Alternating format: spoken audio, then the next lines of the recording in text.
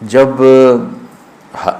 Hulagu نے 656 ہجری میں بغداد کو تباہ کیا تھا، پتہ ہے کتنے آدمی قتل کیے تھے؟ 15 لاکھ آدمی، 15 لاکھ آدمی، کئی دن ان کا قتل عام ہوتا رہا۔ 20 لاکھ کی آبادی تھی، 5 لاکھ کیسے نکل گئے، بچ گئے یا اس نے خود چھوڑ دیے، 15 لاکھ آدمی ذبح کیے اس نے۔ اور اس کے پیچھے بے شمار جو چل رہی تھی نافرمانی، اس میں ایک بڑی نافرمانی فرقہ واریت تھی، اور شیعہ سنی فساد اور شافعی حنفی فساد، مالکی حنبلی فساد۔ اب تو چونکہ اللہ نے ایسے بلاک بنا دیے کہ جو شوافع ہیں ان کا بلاک الگ ہو گیا، احناف کا بلاک الگ ہو گیا، حنبلیوں کا الگ ہو گیا، مالکی افریقہ میں چلے گئے، حنفی وسط ایشیا میں آ گئے، شافعی مشرق بعید میں چلے گئے، حنبلی بلاد عرب میں چلے گئے، تو ان کی آپس میں کوئی وہ پھینک سینگ نہیں پھنستے ہیں۔ لیکن چونکہ شیطان نے تو محنت کرنی ہے، تو اہل السنت والجماعت ہو کر آپس میں اتنے لڑائیاں ہیں، اور مختلف جتنے بھی مکاتب فکر ہیں سب کے آگے مختلف مکاتب فکر ہیں، اور وہ آپس میں نفرتوں تک پہنچے ہوئے ہیں اور بغض تک پہنچے ہوئے ہیں۔ یہی حال بغداد کا تھا، یہی حال بغداد کا تھا۔ اللہ مجھے بڑے بول اور دعوے سے بچائے۔ بچوں، تاریخ پڑھے بغیر دین سمجھ میں نہیں آتا پوری طرح۔ آدمی عبرت نہیں لے سکتا، سبق نہیں لے سکتا، صرف فقہ میں گم ہو کر ایک عجیب قسم کی وہ مخلوق بن جاتا ہے۔ پورا قرآن سامنے ہو، پوری نبی کی سیرت سامنے ہو، تاریخ سامنے ہو، تو فیصلہ کرنا آسان ہوتا ہے۔ بغداد کو تحت کر دیا ہلاکو خان نے، کہ اس کے پیچھے بڑا سبب یہ آپس کے روزانہ مناظرے ہوتے تھے۔ 317 ہجری میں، 317 یعنی ابھی خیر القرون ختم ہوا ہی تھا، بغداد میں حنبلی اور غیر حنبلی مناظرے میں اس قدر فساد ہوا کہ سینکڑوں آدمی قتل ہو گئے، ایک دوسرے کی جان کے ایسے درپے ہوئے۔ دونوں طرف سے اہل سنت ہیں، لیکن ایک دوسرے کی گردنیں اڑا دی، اور یہ عام ہونے لگا۔ تو اللہ تعالیٰ کی طرف سے وہ عذاب بن کر آیا 656 ہجری میں، اس نے سارے بغداد کی اینٹ سے اینٹ بجا دی، اور ساری کتابیں اٹھا کے دریائے دجلہ میں ڈال دی۔ دریائے دجلہ کا پانی 1 مہینے سیاہ ہو کے بہتا رہا، اتنی کتابیں اس نے ڈال دی۔ اور اللہ نے ایسا رعب ڈال دیا مسلمانوں پر کہ 40 آدمی کھڑے ہوئے ہیں، اور ایک تاتاری مغل کہتا ہے سارے یہیں کھڑے رہو، میں تلوار لے کے آ کے تمہیں قتل کرتا ہوں۔ اس کے ہاتھ میں تلوار بھی نہیں ہے، وہ تلوار لینے جاتا ہے، وہ 40 وہیں کھڑے ہوئے ہیں، بھاگتے بھی نہیں ہیں، واپس آ کر 40 کی گردن اڑاتا ہے۔ میں مستند کتابوں سے البدایہ سے آپ کو بتا رہا ہوں، کتابیں تاریخ کی بہت ہیں، اور یقیناً تاریخ کی روایت کا معیار قرآن و سنت سے کے برابر نہیں ہو سکتا ہے۔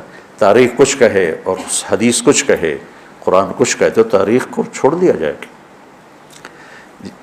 صحابہ کی آپس کی لڑائیوں کا معیار تاریخ نہیں ہے، قرآن ہے اور حدیث ہے۔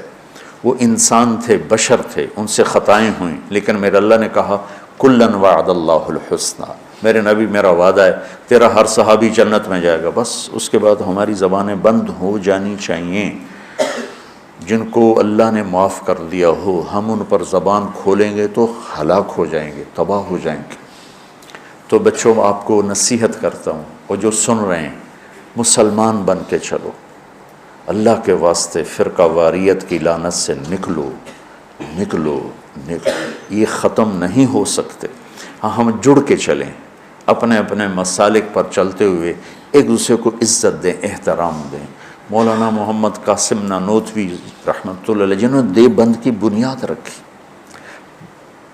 بہت بڑے مناظر تھے بر صغیر کے، ساری زندگی کسی مسلمان فرقے سے مناظرہ نہیں کی، ساری زندگی۔ حضرت تھانوی کے مواعظ 30 جلدوں میں ہیں، پڑھو۔ کسی پر رد کیا ہو ایسا بدتمیزی کے ساتھ اور اس طرح اس کی پگڑی اچھالی ہو، جن کے نام پر دیوبندیت قائم ہے۔ 3 آدمی بنیادی ہستی رکھ، ایک حضرت تھانوی، ایک حضرت گنگوہی، ایک حضرت نانوتوی، یہ 3 آدمی پلر ہیں دیوبندیت کے۔ دیکھو انہوں نے کس طرح، اگر کہیں کسی کا رد بھی کیا ہے تو ایسے نہیں کیا کہ انسانیت سے گرا ہوا کلام ہو یا لہجہ ہو یا گفتگو ہو۔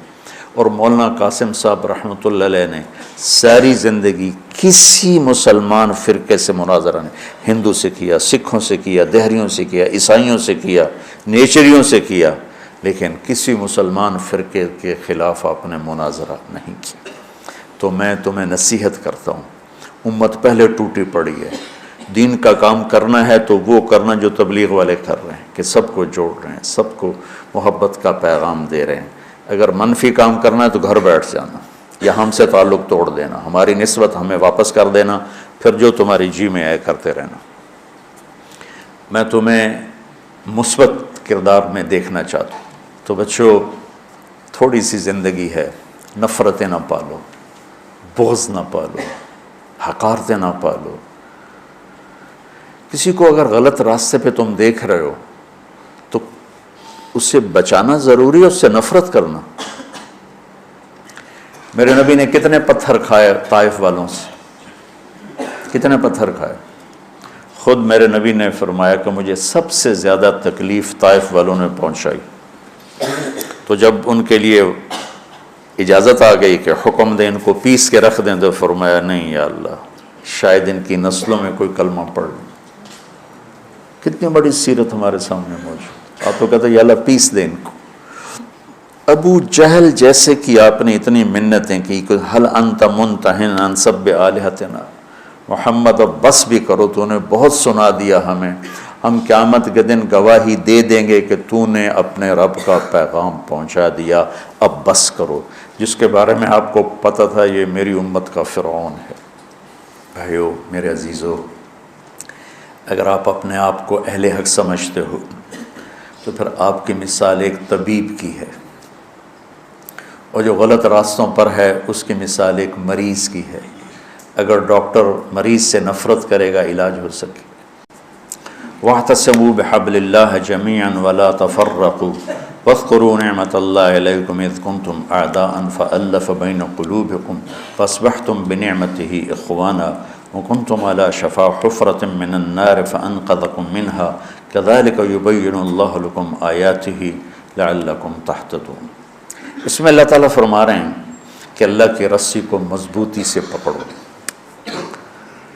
اور آپس میں فرقہ واریت کا شکار نہ ہو۔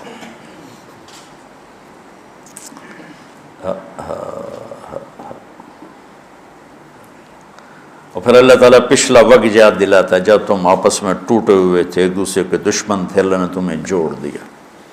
دیکھو بچوں، اب دورہ حدیث والے بچے جا رہے ہو،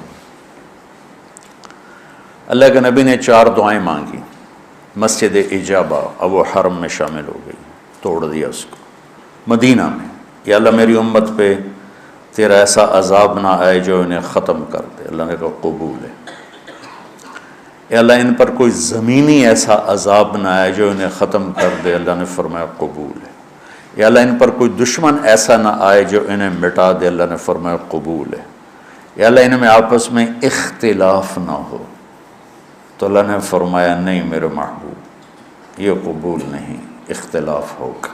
یہ پیپر ہو رہا ہے، امتحان ہے، امتحان میں ہم دیکھیں گے کون حدود پہ قائم رہتا ہے، کون حدود کو پار کرتا ہے۔ تو اختلاف اس کائنات کی لازمی چیز ہے، مذہب کے نام پر بھی ہوگا، سیاست کے نام پر بھی ہوگا، اور چھوٹی چھوٹی باتوں پر ہوگا، اور صحیح نیت کے ساتھ بھی ہوگا اور فساد کی نیت کے ساتھ بھی ہوگا۔ تو جب میرا اللہ کہہ رہا ہے اختلاف ہوگا، پھر کہہ رہا ولا تفرقوا، دیکھو تم اختلاف کرو لیکن فرقہ واریت کا شکار نہ ہو۔